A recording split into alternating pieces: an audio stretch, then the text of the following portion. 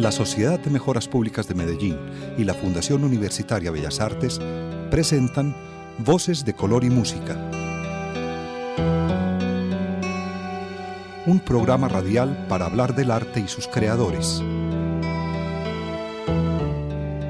Escúchenos todos los viernes a las 9 de la noche en los 101.9 de la emisora cultural Universidad de Antioquia.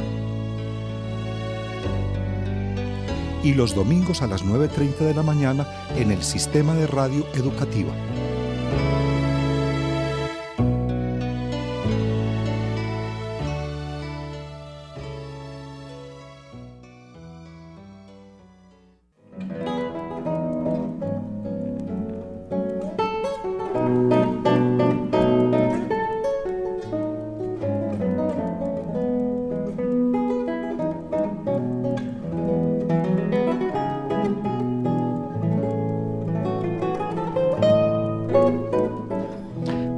Bienvenidos a Voces de Color y Música. Alexis Ramírez está con nosotros en la grabación, Carlos Vélez en la realización. Este es un programa radial de la Fundación Universitaria Bellas Artes y de la Sociedad de Mejoras Públicas de Medellín. Hemos invitado a María Isabel Naranjo Cano, docente de la Fundación Universitaria Bellas Artes, quien nos acompaña hoy para hablar de Falso o Verdadero, la muestra de grado más bien de la Fundación Universitaria Bellas Artes, que tiene obras de 15 artistas, y vamos a hablar entonces sobre esta muestra que está en la Cámara de Comercio de Medellín, en su sede del centro, en la sala de exposiciones, y donde hay una gran variedad de propuestas de los estudiantes de artes plásticas.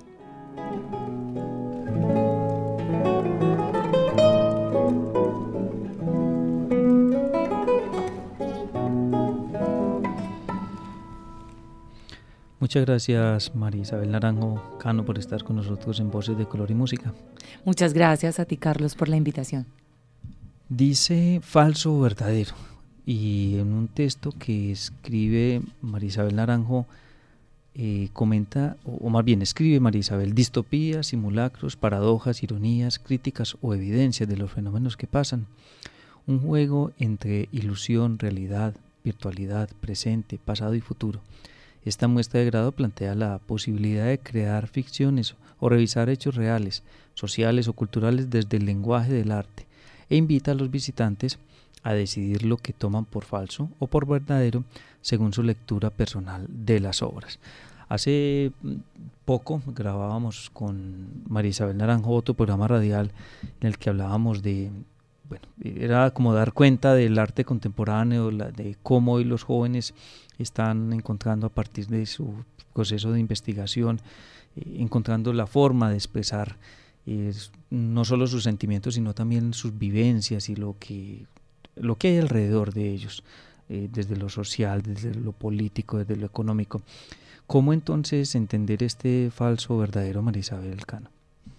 Naranjo Cano. Vale, pues mira, falso o verdadero se genera como una reflexión colectiva frente al arte contemporáneo, que finalmente tiene una autorización de crear una versión ficcionada del mundo.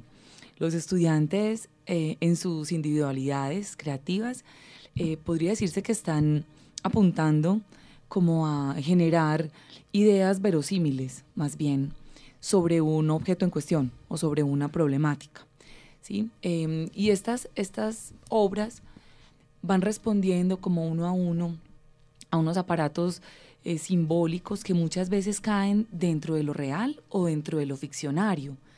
En esta muestra particularmente hay muchas obras que están haciendo críticas al contexto, desde simulaciones, desde falseamientos de la forma, desde reinventos de la pintura, o por ejemplo Mariana Trujillo hace como un paralelo de los sujetos, de las personas, frente a la animalidad que poseen, ¿sí? Como a una metáfora orgánica, carnal e instintiva que la desarrolla mediante la pintura.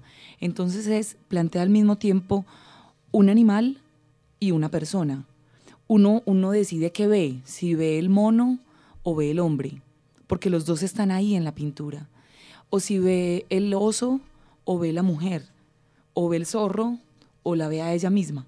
Entonces, como de este tipo son los juegos pictóricos, escultóricos, de animación que están sucediendo. Y así pasa con las obras de los demás, ¿cierto? Entonces, me pareció muy importante señalar como la posibilidad de crear utopías, pero también distopías, es decir, como unas utopías que no son necesariamente ideales, sino casi que fracasadas del mundo que rodea a los estudiantes hoy. Una de esas obras que está allí en esta muestra de grado, la de Wilson David Pérez Henao, y yo quisiera que hiciéramos como un recorrido, María Isabel, por distintas obras, pues, no creo que alcancemos a hablar de todas, pero que usted de pronto nos planteara como hitos, ¿cierto? Como a partir de por qué es este estudiante quizás representa lo que son las obras de los demás. Uh-huh. En el caso de Wilson, son unos dibujos, por ejemplo, a lápiz, acrílico, que usa él, pero también hay como una crítica ahí detrás de este tema que maneja Wilson.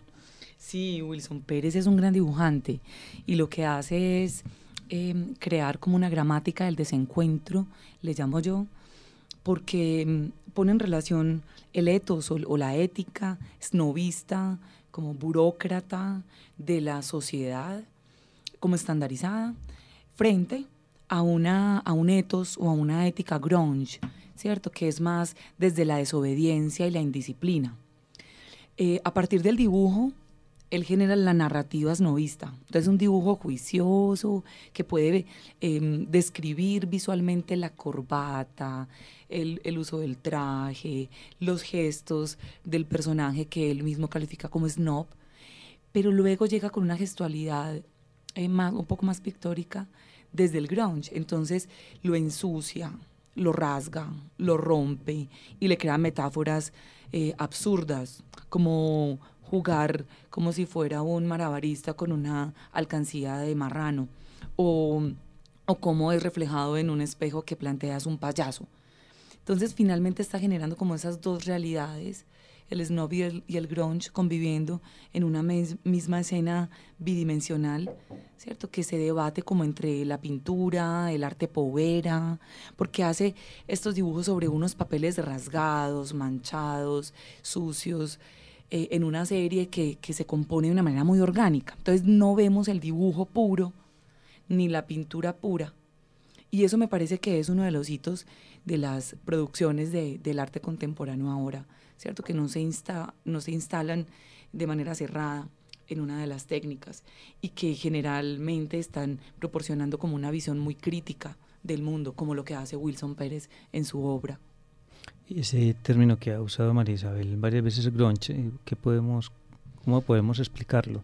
Sí, mira, la cultura grunge, según la observa Wilson, es una cultura muy contemporánea, es casi que una, digámoslo, subcultura o de las tribus urbanas que hace tiempo se mencionaban, sí, y que ahorita pues ya han tenido otros nombres, que pertenece como a los personajes que escuchan cierto tipo de música, que tienen ciertas actitudes rebeldes, ¿cierto? Es como más el activismo, la rebeldía, el ir en contra del discurso hegemónico, el que verdaderamente es capaz de plantearse como un sujeto distinto, que no le tiene miedo a la diferencia y que tiene una estética que tiene algunas influencias norteamericanas, europeas, como el uso de, por ejemplo, de leñadoras, pelo largo, el buzo roto, ¿cierto? Y que tiene un poquito como esas influencias visuales de los íconos del rock. Bueno, continuamos hablando de otra de las obras que hacen parte de estos jóvenes que han realizado ya su proceso y que hoy entonces, digamos que se confrontan con la comunidad, pues ponen para que haya unos espectadores que vayan y les digan, bueno, pensamos esto de su obra. ¿De quién quisieras hablar? De Efrén Izaza Morales. Sí, hablemos un poco de la obra de Efrén. Es impactante. Es muy impactante su Sí. obra. Efrén es un gran fotógrafo, ¿sí? Es un fotógrafo que se ha debatido entre el arte y la moda y que hoy en día pues tiene un discurso visual muy conformado y bastante reconocido en el medio. Pero en esta ocasión lo que hace es deconstruirse, ¿sí? Como deconstruir su propio lenguaje de moda. Y lo que hace sí es apelar al cuerpo, que es verdaderamente su objeto de estudio siempre, pero lo que hace es construir como un comentario más hacia las estéticas fragmentadas y modificadas. Hace una reflexión sobre el cuerpo en la época contemporánea que permanentemente está operado, ¿cierto? Que tiene cortes, que tiene añadidos, que tiene prótesis, que tiene costuras, volúmenes que no le pertenecían, que tiene vacíos creados por el bisturí. Y lo que hace es tomar fotografías y hacer un proceso de postproducción, es decir, de edición, para crear como un cuerpo híbrido. Tú ves una fotografía de estas y no sabes si estás viendo 3 o 6 o 2 cuerpos, porque las extremidades se confunden las unas con otras. Y uno ve quizás partes sexuales, pero partes del rostro, pero partes de la cabeza, uña. Uno no identifica verdaderamente qué es falso y qué es verdadero en esta corporalidad que plantea, pero además de todo, hace un proceso de construcción de la técnica misma de la foto y solamente deja la última piel, la superficie más externa de la fotografía y la reconstruye uniendo muchas fotografías y haciendo este mismo ejercicio de coser, fruncir, quitar, pegar, engordar, enflaquecer. Entonces vamos a ver, es una fotografía gorda y flaca, orgánica, que se chorrea en el espacio a partir de la costura. Es como un Frankenstein moderno. Es como un Frankenstein contemporáneo, sí, Sí. muy construido hoy en nuestra ciudad, por ejemplo, que es tan famosa frente a las cirugías Sí, sí. estéticas. Que uno ve un montón de Frankenstein por ahí comprando ropa. Muy bien, la obra de Juliana López Jiménez también, bueno, vamos a encontrar varias fotografías, eso veo que hay varios dedicados pues como a la fotografía o que tienen el origen en la fotografía, digamos su forma de expresión, pero que hay variaciones como nos contaba usted con Efrén. ¿Qué pasa con la obra de Juliana López Jiménez? Bueno, la obra de Juliana es sobre todo es muy bella, ¿sí? Hablando pues desde la belleza como un campo de lo grato, ¿sí? Que ocurre distinto a los ejemplos que anteriormente cité. Sí, que hablábamos de lo fuerte de la fotografía anterior con respecto a esta. Quizás. Sí, esta obra es absolutamente limpia. Ella plantea una serie donde hace una crítica a las multinacionales que producen alimenticios a nivel internacional y que están generando pues como una toxicidad del cuerpo. Ella hace una crítica frente a la producción del azúcar y de todos los alimentos que tienen azúcar. ¿Sí? Inclusive es un tema muy actual, se está hablando del impuesto al azúcar ahora que se habla de la reforma tributaria en Colombia y inclusive asociaciones de padres de familias hablan precisamente de eso, de cómo tratar de prohibir que en los colegios se vendan gaseosas. Entonces es un tema bastante actual. Bastante actual y ella lo aborda desde los efectos tóxicos en el cuerpo. Entonces lo que hace es generar una analogía entre el cuerpo humano y el cuerpo de la botella, ¿sí? Acude, en este caso especial esta serie, a las bebidas gaseosas, como lo estabas mencionando. Y lo que hace es empezar a deformar el cuerpo de la gaseosa, como en la medida que se va consumiendo azúcar. Pero lo más bello es que cada una de las imágenes se vuelve, tiene como muy alta su categoría visual, como una masa crítica, ¿sí? Y cada una funciona no como una consecuencia de la otra, sino con una plasticidad muy bella, porque esa botella es una cosa gorda, es una cosa inflada que se va deformando desde el consumo. Entonces me parece que es un trabajo muy crítico, pero específicamente muy limpio, muy aséptico, porque también acude como a los colores del azúcar, a eso blanquecino, como tan inmortal, ¿cierto? Tan limpio, tan simétrico. Y bueno, finalmente, como dices tú, también acude a la fotografía. Hablemos ahora de la obra de Liliana Ramírez Hincapié, que también, bueno, en este caso ya es una instalación. Aquí cambiamos un poco, variamos.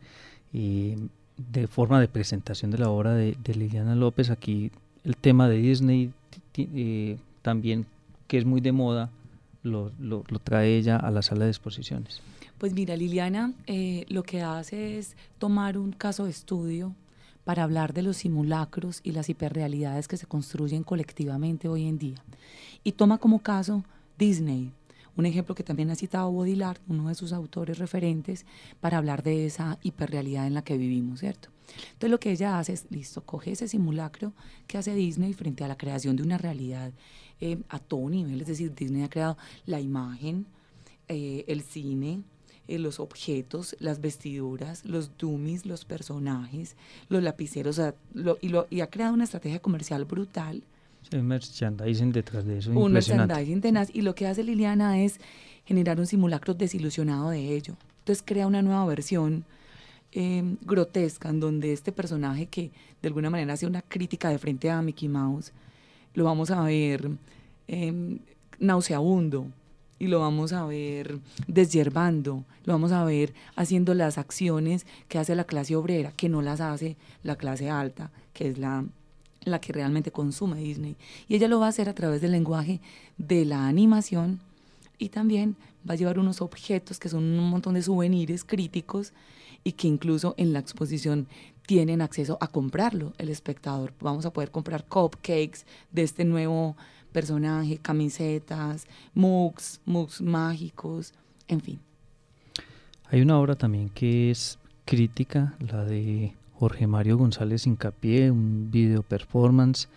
Tiene por título Dejad que los niños vengan a mí. Ya en el título hay una crítica de por medio. Hablemos de esta obra, María Isabel.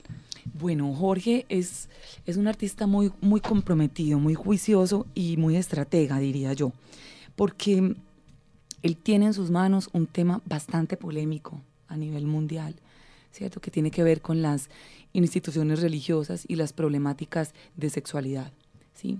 Entonces, de una manera bastante fina, ¿cierto? Se mete en la grieta para hacer una crítica sin develarse. Entonces, lo que hace él es una acción de limpiar, o sea, le hace un performance y va y limpia la iglesia con un trapito muy delicado, muy sutilmente, y él limpia. Una especie de exorcismo. Sí, hace como una analogía frente a la caricia, del cuerpo. Ya. Entonces muestra cómo se limpia la Biblia desde una noción bastante sinuosa, cómo se limpia el altar y cómo se limpia el ambón, que es donde se da el discurso religioso, ¿cierto? Entonces genera una crítica tenaz, porque lo que está haciendo es como sobando amorosamente estos objetos sagrados. Entonces se instala también como en ese quiebre entre lo sagrado y lo profano. Más o menos como relacionado con este tema de los niños, de la infancia, de problemáticas alrededor de ellos, está la obra de Luisa Fernanda Mejía Vergara. Sí, Luisa tiene un aspecto crítico un poco similar al de Jorge, porque hablan de una denuncia a los maltratos sexuales, pero en el caso de Luisa, ella lo enfoca específicamente en el turismo sexual infantil, y lo que hace es generar como un diálogo entre la publicidad y el arte, y ella subvierte en una valla institucional del gobierno, ¿sí?, donde incluso aparecen personajes pues de la alta política. Y ella lo que hace es que baja esa valla y le genera un nuevo mensaje, ¿cierto?, frente a este tráfico de niños, ¿cierto? Pero deja que se vea que es un mensaje subversivo, ¿cierto?, que está puesto encima, y vuelve y monta la valla en la ciudad. Entonces es de un fuerte, tenaz, pero de una construcción poética pues muy alta, ¿cierto?, porque igual está generando como la relación visual entre la política y este súper oprobio pues frente a los niños, ¿no? Hay una, digamos, reacción, ¿se alcanza a medir la reacción del público ante esta valla que ella pone? ¿Es posible, o se dio esa posibilidad? Pues mira, ella la ha puesto en dos partes. Una la puso en Envigado, y justamente abajo había un lugar de turismo, pues como de viajes turísticos, ¿sí? Uh-huh. Y es muy cerca como a la zona en donde está la administración de Envigado, ¿sí? Ella se instala ahí un rato y graba videos y toma fotografías de las reacciones, y no solamente de esta valla, sino de otras piezas que ha tenido, y verdaderamente sí causan mucho impacto, porque ella devela el objeto sexuado pues de una manera muy franca, pues con las otras piezas, por ejemplo, que hacía con unos niños metidos en unas maletas de turistas, también era pues como bastante fuerte. La obra de Elizabeth Molina Ortiz es un video, instalación. Sí, la obra de Elizabeth Molina tiene una gran generosidad espacial. Ella, a diferencia de los demás autores de esta exposición, trabaja un tema mucho más espiritual, es como la relación entre el ser consigo mismo, ya que es un inmaterial y que además ha sido tan tocado por el arte a través de la historia, ¿cierto? El ser y la naturaleza, el ser y lo trascendente. Ella acude al video de un personaje femenino que lentamente contempla el espacio natural. Pero lo bello es la proporción que hay entre ese personaje que se ve chiquito y la inmensidad del plano en donde aborda la naturaleza. El bosque. El bosque. Y a través de un ejercicio muy sencillo de un espejo, vidrio espejo, esa imagen de esa chica que va trasegando por ahí se desplaza por todo el espacio. Entonces se vuelve como una fantasmagoría que remite específicamente al ser que es inmaterial, al alma. Ella habla de esos elementos tan bonitos del ser humano, ¿cierto? Como el alma, el espíritu, el ser natural. Entonces es una obra que plantea una experiencia estética muy desde el silencio, muy horizontal, muy tranquila, y es para estar allí un rato y contemplar, es muy bonita. En el caso de Luisa Fernanda Torres Ramírez, tiene una relación o investiga las relaciones entre la fauna, el ser humano, el territorio, y nos presenta una instalación. Sí, ella lo que hace es una falsa museografía. Sí, ella se inventa mediante el lenguaje de los museos hoy que instalan exposiciones, sobre todo de las exposiciones de ciencias naturales, por ejemplo, y lo que hace es inventarse una falacia. Dice, bueno, en el 2030 Medellín y su territorio van a estar absolutamente damnificados por la ausencia de animales, y aborda los 7 animales que están en vía de extinción, 7 especies muy pues ¿cómo te digo eso? Como muy de aborigen, ¿sí? Y que ya casi no están, por ejemplo el zorroperro, el puma, y lo que hace es, coge noticias de los periódicos nuestros reales y las combina con ficciones de un futuro para hablar de los daños que va a ocasionar en el medio ambiente. Entonces es muy interesante porque hace los huesos de los animales, de estos que cito, coge 3 y los hace en cemento, haciendo alusión como a esa causa grande de la destrucción, que es por la alta demografía, por el abuso de la construcción. Entonces son muy bonitos esos huesos también.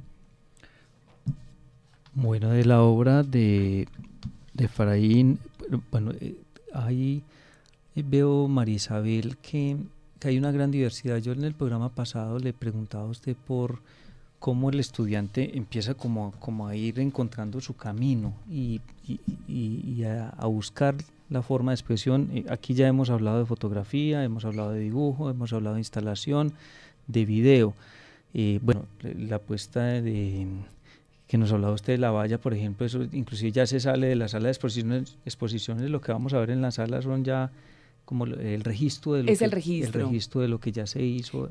Exacto, en el espacio. Claro que ella también va a llevar la valla como objeto escultórico. Bueno. Vamos a ver ahí como el objeto del uso estético pues que le dio. Bueno, y hay otra obra entonces que de todo lo que acabamos de mencionar, Estefanía Consuegra ya tiene animación, o sea, afronta, digamos, otra forma. ¿Qué nos cuenta ella en esta animación?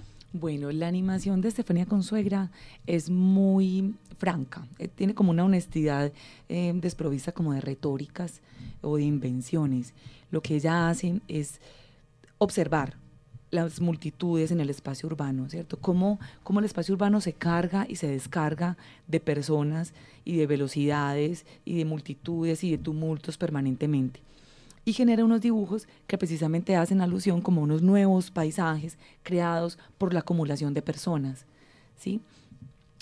Tiene diferentes lugares que son como muy reconocidos en nuestro territorio, pues como de la urbe, ¿cierto? Donde uno ve un poco de lámparas de iluminación o un poco como algunos puentes o algunas edificaciones, pero lo lindo es que se empieza a llenar el plano con estas personas caminantes y se llena y se llena y se llena hasta que se deconstruye el paisaje urbano y se vuelve una multitud que finalmente tapa toda la imagen, ¿sí? Entonces es un trabajo en blanco y negro, va a presentar una serie de 5 animaciones en donde va a mostrar una nueva imagen de la ciudad a partir del dibujo animado. ¿Cómo llega, pues, María Isabel es la persona que está al frente de estos talleres, que conoce, digamos, el proceso que están realizando estos estudiantes, pero podría uno preguntarse cómo llega María Isabel a tener una explicación, un concepto, una idea sobre la obra de cada uno y una narrativa sobre la obra de cada uno.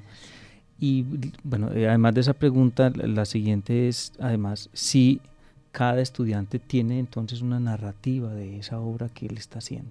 Sí, mira, en la facultad se concibe el arte como un proceso, ¿cierto? Se va construyendo. Esto que vamos a ver en la muestra es un resultado de 2 semestres, de un año, ¿sí? De haber taller de grado 1 y taller de grado 2, en donde los he estado acompañando en ambos semestres. Y el proceso, o sea, cada uno ha construido una pregunta de investigación que la interroga desde diferentes medios, ¿sí? Que empieza construyendo un lenguaje propio, pero que eso va teniendo como distintas definiciones desde lo técnico, desde la imagen que van construyendo. Por ejemplo, Wilson Pérez, que hablamos de él al principio. Wilson ha hecho pintura sobre camisas de grunge, pero también ha hecho dibujos en bitácora muy importantes, ha generado, yo creo que alrededor de 30 piezas en este año, para finalmente una selección que vamos a ver de alrededor de unas 7 piezas. Entonces es un proceso de construcción y de decantación, de síntesis y de análisis, en donde el estudiante va transformándose a la medida también que se transforma en cuanto a la obra, pero que también tiene que ir tomando unas decisiones para que pueda decidir, bueno, en dónde van estas producciones. Y como yo he estado ahí al frente de ellos y he estado también leyéndoles sus textos, ¿cierto? Porque tras de todo esto hay un gran ejercicio de conceptualización, claro, y de investigación, creación. Entonces, claro, casi que nos compenetramos pues en uno solo durante un año, finalmente. Y de ahí surge pues la posibilidad de María Isabel de poder hablar con tanta propiedad de cada uno de ellos y de sus obras. Vale, sí. Muchas gracias, María Isabel Naranjo Cano, por estar con nosotros en Voces de Color y Música. Es una invitación para los oyentes para que asistan a Falso o Verdadero, ¿no? Tengan la posibilidad de marcar con una X la respuesta correcta con respecto a la obra de cada uno de estos 15 artistas que le presentan a la ciudad sus propuestas. Bueno, muchas gracias, Carlos. Agradecemos a Alexis Ramírez, estuvo con nosotros en la grabación del programa radial Voces de Color y Música, que pueden escuchar nuevamente en nuestro canal en YouTube, donde lo encuentran como Voces de Color y Música, programa radial.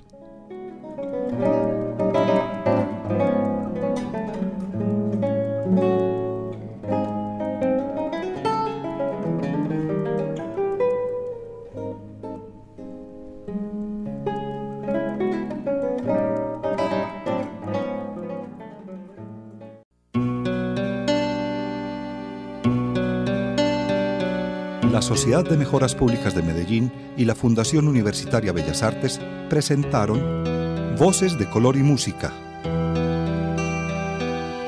un programa radial para hablar del arte y sus creadores. Escúchenos todos los viernes a las 9 de la noche en los 101.9 de la emisora cultural Universidad de Antioquia. Y los domingos a las 9:30 de la mañana en el Sistema de Radio Educativa.